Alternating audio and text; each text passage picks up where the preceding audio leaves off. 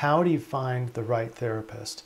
That is the goal of this video, and we're going to go through a lot of different considerations. I'm going to give you a brief breakdown of all the different occupations associated with therapy and coaching and guidance and all that type of service. And then we're going to be looking at how to identify, going about finding the therapist that is right for you. We're going to do that next.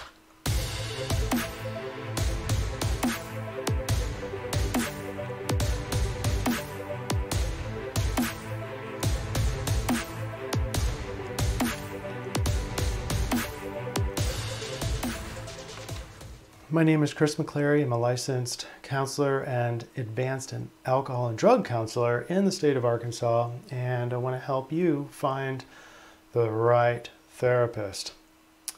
I also want to, before we get started, go look at the YouTube channel if you have time, and look at all the different information that is available for you. We've got lots of different guided meditations and some daily surf reports. You can research on what those are, but those could be extremely helpful for you. All right, how do you find the right therapist? First off, you have to answer, what is the problem that is being solved? If you're in crisis mode or you are suicidal, you have two options. One, call the Suicide Hotline. That's going to be put in the description section. Number two, just take yourself straight to the mental health hospital. And if you're in Northwest Arkansas, that's going to be either Vantage Point or Springwoods. In that inpatient setting, they have a wide array of help, and they have psychiatrists for medicines, they have social work for your basic needs, they have nurses for medical issues, even counselors for mental health guidance. If you're in active addiction and that's your crisis, then same kind of thing. You want to go to an inpatient medical facility to detox. And you can do that in any hospital. You can do, if you're, again, Northwest Arkansas, you can do that at Vantage Point or Springwoods. And then you're going to go to rehab. So a rehab place that, depending on the funding that you have, you can go to any number of places in Arkansas or surrounding states for inpatient or outpatient are normally available. The rehab place itself will do the assessment on you and determine if it's severe enough to do inpatient or if outpatient is better served. Okay, the first part here was about inpatient help. The rest of our discussion is about getting outpatient help. Okay, if you're only wanting medicines for treatment, and the studies do show that talk therapy is better with medications and vice versa, and it's like a 50-50 is the premium kind of help that you get. But a lot of people, for whatever reason, just want their medicines. If that's you, then you want psychiatry. If you're not wanting any medications, but you are wanting supplementation and you want different brain chemistry with something that you consume, or supplements or nutrition or exercise and that kind of thing, then you're going to want a wellness doctor or a naturopathic doctor that is holistic and is trained in those natural supplements. Psychiatrists typically don't do a lot of talk therapy. If you're wanting more of assessment, then that's more of the psychologist. They are trained in doing testing and assessing and are very good in that traditionally. So if it's like you're wanting paperwork and official assessment, then you're going to want to seek out a psychologist. But keep in mind that all the other career fields that we haven't talked about yet, they're all doing informal and formal assessments day in and day out in each session. They're assessing whether or not you're suicidal or depressed or anxious, that sort of thing. Okay, so a good therapist is going to be doing some informal assessments. There are also different kinds of assessments available. So, like, for example, I do the substance abuse assessment, and I can determine, even if you're withholding information from me, I can determine with high likelihood that that you might have a substance abuse issue that is severe or mild. Okay, now, is there a difference between therapy, counseling, psychotherapy, talk therapy, etc.? In my opinion, and this differs from some places around the web, they won't want to nitpick and see little differences between those different kinds of words. I don't see any meaningful difference. It's basically talk therapy. We talk it out, we work through our issues, give you coping skills for the emotional disturbance that you're experiencing. Okay, that's going to be these counselors, social workers, marriage and family therapists, etc. Now let's get into coaching. Coaching is quite a bit different. It's all about growth. It's about you achieving your highest potential. It's about challenging you and getting you out of the status quo that your body is used to, and jolting you out of that same habitual life, so that you can achieve your highest potential. All right, that was all number one, is about what is the problem being solved here. Number two is about billing and funding. If you have insurance, then make sure that the service provider has the same insurance that you have. It gets a little bit more flexible when you're talking about self-pay. But if you're no insurance and have not very much disposable income to pay for these things, then I recommend asking about sliding scale. Sliding scale is if you're making less money, then you are charged less. Okay. Number three, make sure the provider provides the service that you need. So for example, if you are wanting a lot of talk therapy, then there are only a handful of psychiatrists, because they deal more with medicines and shorter service times. They don't do a lot, most of them don't do a lot of talk therapy. So if you're wanting more talk therapy and talking out the problems, then counseling and marriage and family therapists and social workers are your better bet. Okay, family therapists is, the marriage and family therapists are more trained in the different theories in family considerations. Also, if there's any sort of daily substance use problem, or maybe you don't even consider it a problem, if you're using a substance every day, then that should be a consideration in which therapist that you ask for. They should be trained in substance abuse, more than likely, or at least substance use. Okay, number four.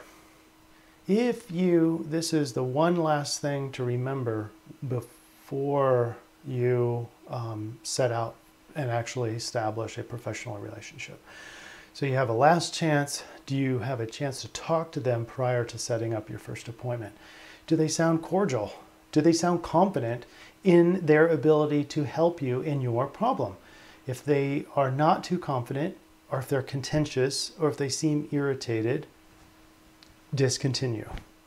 Look for that initial chemistry. That will give you a telltale sign whether or not you're going to at least just get along with this counselor or guidance that you're selecting. Now, the rest of our discussion is after you get started. We're going to be looking at how to tell whether or not to continue with this therapist or coach or guidance in this service. Number one, most important, is your goals.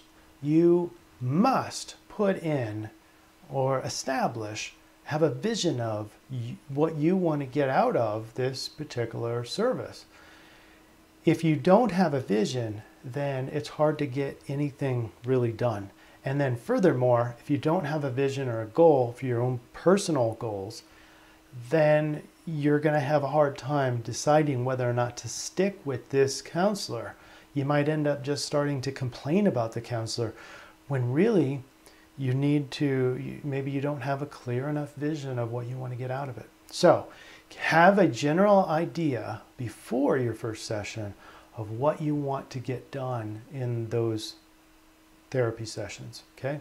Your first session, I recommend that you go in as interviewing them as well. This is kind of like a job interview. Are they going to be the right person for you? Do they have enough knowledge? Do they have enough experience to get you where you want to go? Okay. Now, after a while, after the first session, do you feel at least some movement forward? If the answer is yes, continue, even if it's just a small amount forward. If it feels like it's stagnant, or God forbid, going even backwards, then I have a few recommendations. First, redefine with the therapist the actual goal. What is the goal? Clarify the goal, make sure it's measurable, make sure it's meaningful to you, and then develop some milestones to make sure to see whether or not you're actually continuing and moving forward in this therapy. If even after you do this, it still is stagnant, then I would recommend discontinuing and finding someone new. Okay, number 2 consideration is your values. Take time right now and think about the values that you hold the dearest in your life. Some people think of love, of trust, integrity. In professional relationships, we also have confidentiality and not wanting to be judged. So think about what is most important to you and have those close to your heart as you go into these therapy sessions, because here's the tall tale sign of knowing when the therapist is not right for you. They're going to be taking you away from your core values. Okay. I don't have an easy example. You know, love is the easiest, probably most common of values. Other people choose values of like happy. I want to be happy. I don't like those values because we all want to be happy. That doesn't set you really apart from anyone else. And happiness is so subjective. It's kind of here one day, there the other. It's kind of fleeting. And it can be construed into materialistic. So I want to avoid values of being happy because it's too subjective. And if you can define what happy means, then those values might be able to be useful. But just because, and the reason why I say this, is if you have a value of just being happy and you have a really good counselor or a really good life coach or guidance, and they're challenging you, then it doesn't make you feel very happy. But maybe you need to be challenged at that point. Maybe that's what you need. And a good counselor is going to be able to identify when those challenging moments really need to be. But you're not going to feel guilt-tripped into doing something different. Okay, that's going to be the difference. We'll talk about that more in a little bit. Bottom line on the values is, are your core values being stripped away from you, or you're being asked to move away from your core values? That's a tall tale sign to move on. Don't continue with therapy.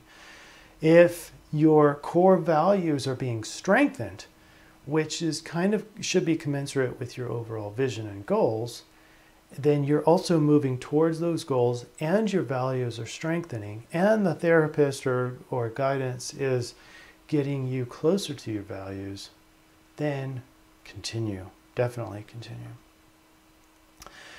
Next, what I would expect everyone to be talking about is just the personality considerations. There's a certain chemistry that's important, that's invoked. And it's hard to explain on some of these. I mean, how do you explain that your best friend has a certain chemistry in your relationship, or the relationship has a certain chemistry? Kind of hard to explain, but it has to do with trust and understanding and similar interests, etc. It is important, but it's not all that important, and there is a risk of having too good of chemistry, is that we get too comfortable. And the problem with being too comfortable is that we don't change. Change is, by its very nature, uncomfortable. It produces a stress response. It produces anxiety. Now, I'm not saying that you need to go get the most contentious therapist out there that's challenging you on everything, but don't get too comfortable. That's it. If the chemistry is too good, then it probably lacks just enough challenge in there to get you out of your old habitual patterns. Okay, so a little bit of uncomfort is good. A little bit of anxiety is good. But if the chemistry is really out of whack, then everything's going to be contentious. People are going to be irritated. We're going to be second guessing each other and not trusting each other. That's not the environment you want. So if the chemistry is all off, then don't continue. Find somebody different. Okay. So if you are being challenged, probably there is something that needs to be changed. However, the nature of the challenge, are you being coerced into change? Are you being guilt tripped into change? That's not a good sign. That's not a healthy sign. That's a kind of a red flag, actually. If you're feeling guilt tripped into changing, then I would clarify that situation before you either discontinue or continue. Make sure that the therapist has, or the guidance has the same kind of goals that you do. Okay, and make sure that they're not trying to influence you with their values. Okay. So, getting the right kind of help involves the following core items. Is what is the problem that is needing to be solved? Next is make sure that they have the right funding for you. If you're self-pay, you have the most flexibility, and look for sliding scale if you don't have a lot of money to use to pay for your therapy. Make sure that they provide the service that you need and have the experience that you need. And you can do this by looking at their credentials, by looking at their education and training and experience. Hopefully you can get a chance to talk to them before your first appointment. And that's where you're going to ask them, do they sound credible? Do they sound cordial? Are they nice to you? Are they sounding irritated? Are they second guessing you? Are they contentious about anything? Look at the overall initial chemistry. Not that you have to determine the whole course of your therapy on that first contact, but it gives you a clue on whether or not this is the right therapist for you, that initial chemistry. Remember, not too comfortable, because then you're going to have probably a lack of challenge. You're going to be too comfortable in that situation. But then again, you don't have to get someone who's always angry with you, because that doesn't feel good either. You want both encouraging, but yet challenging, and never guilt-tripped into change. Okay? If you would like a free consult, I provide 15 minutes of consult so that maybe we can digest a lot of this information, maybe have some specific questions for me. Feel free to click on the link below, and I'm going to put that on the card. Let's see, it should be right up there somewhere. And click on that link and you can schedule a 15-minute consult. It's free, and it's going to be over the phone, and we can decide whether or not which type of service that you're best needing, and we can go from there. Okay, so thank you for watching. I'm the National Dream Center, healing the collective psyche, one mind at a time. Have a great day.